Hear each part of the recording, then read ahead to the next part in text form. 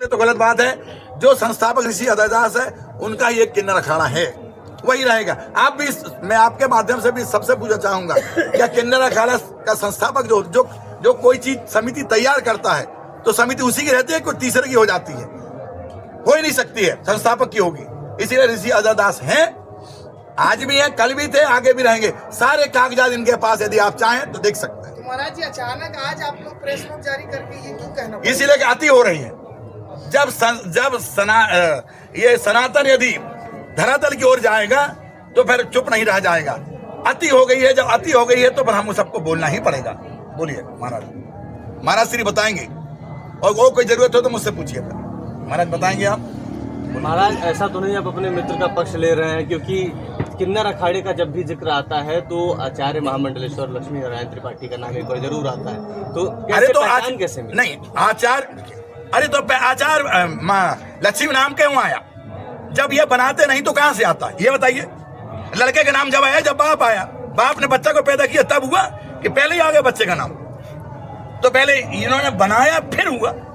लक्ष्मी नारायण त्रिपाठी यदि आए, वही तो विडंबना है। वो इतनी हो गई, आगे बढ़ गई, इतने आगे बढ़ गई कि अब उन्होंने किसी को नहीं समझा, अपने स्व-विवेक से हर अधिकार अपने ऊपर ले लिया।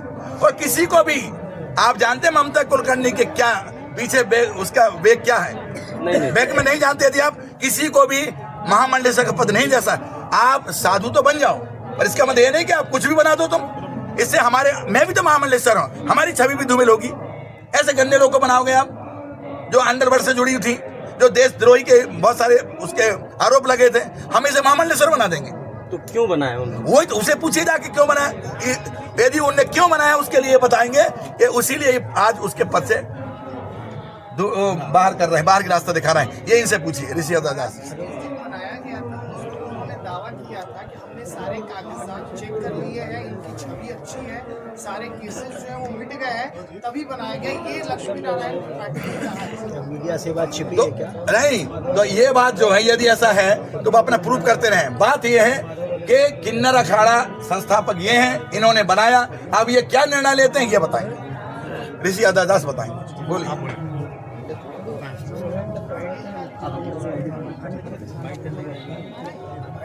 13 अक्टूबर सुनिए आप। 13 अक्टूबर 2015 उज्जैन अध्यात्म वाटिका जो मेरा आश्रम था, वहाँ पे मैंने पूरे देश से जो है किन्नर समाज के लोगों को बुलाया था। वहाँ विचार विमर्श किया और हमने जो है गठन करके इसमें जो है एक ध्वजारोपण किया। सबसे पहला किन्नर अखाड़े का ध्वजारोपण जो है उज्जैन अध्यात्म वाटिका मेरे आश्रम में किया गया। उसके पश्चात मैं लगातार जो है 2016 का जो कुंभ उज्जैन का था, उसमें अपना कैंप लगे, अपना अखाड़ा लगे, इसके लिए मैं प्रतिदिन जो है मेहनत कर रहा था। और मैंने अपने सोर्सों से मेहनत करके सरकार से, शासन से लड़ाई लड़ी। आज भी मेरे पास में जो कलेक्टर को इनको मैंने ज्ञापन दिया था, उसकी रिसीप्ट मेरे पास में आज भी मौजूद है, जो मैं अपने साइन से मैंने दिया था। तो जमीन आवंटन जो हुई है, जमीन देने को सरकार राजी नहीं थी। जमीन नाम से मेरे मिली है, उसमें साफ लिखा है ऋषि अद्वैतदास संपूर्ण भारतवर्ष किन्नर अखाड़ा। तो जमीन जब सबसे पहले मेरे नाम से अलॉटमेंट हुई और वहाँ फिर हमने जो है इस प्रकार के सबका जो है पीठाधीश्वर 10 पीठाधीश्वर बनाए थे 10 दिशाओं के। उसके पश्चात हमने महामंडलेश्वर बनाए, कुछ लोगों को महंत बनाया था। उनकी आज मेरे पास सारों की लिस्ट है, सारा कुछ है। लेकिन धीरे धीरे इन लोगों ने, जो काबिल लोग थे, जो योग्य लोग थे, जिनको चयन करके बनाया गया था, इनने वर्चस्व की लड़ाई में अपने व्यक्तिगत जो है लक्ष्मीकांत नारायण त्रिपाठी ने अपने व्यक्तिगत वर्चस्व के लिए धीरे धीरे सबको दरकिनार कर दिया और संगठन टूटता चला गया। हर बार नए कुंभ में आकर के अपना जो है 1 महीने जो प्रवास करके पब्लिसिटी बटोर के और चले जाना, ये मेरा उद्देश्य नहीं था।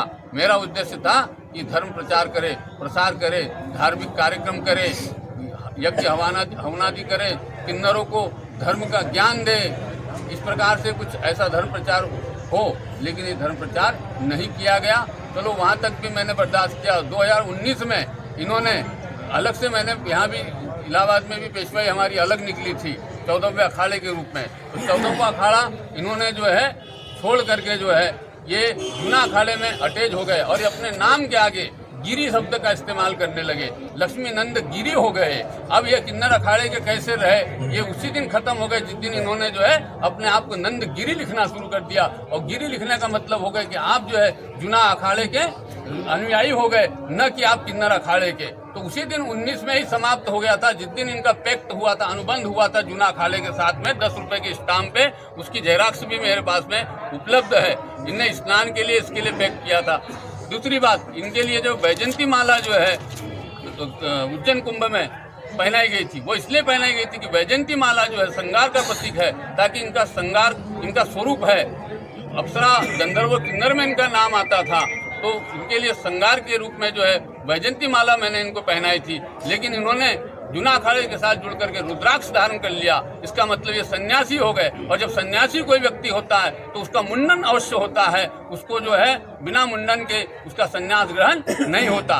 तो ये तो दोहरी स्थिति हो गई, ना आप किन्नर अखाड़े के बचे ना आप जूना अखाड़े के बचे। अब जूना अखाड़ा के या तो ये खालसा है या अखाड़ा, यदि अखाड़ा जूना अखाड़ा इनके साथ एग्रीमेंट में अखाड़ा लिखता है किन्नर अखाड़ा, इसका मतलब कहीं न कहीं जूना अखाड़े ने यह सहमति दी है कि 14वां अखाड़ा कहीं न कहीं उपस्थित है, 13 अखाड़े नहीं है।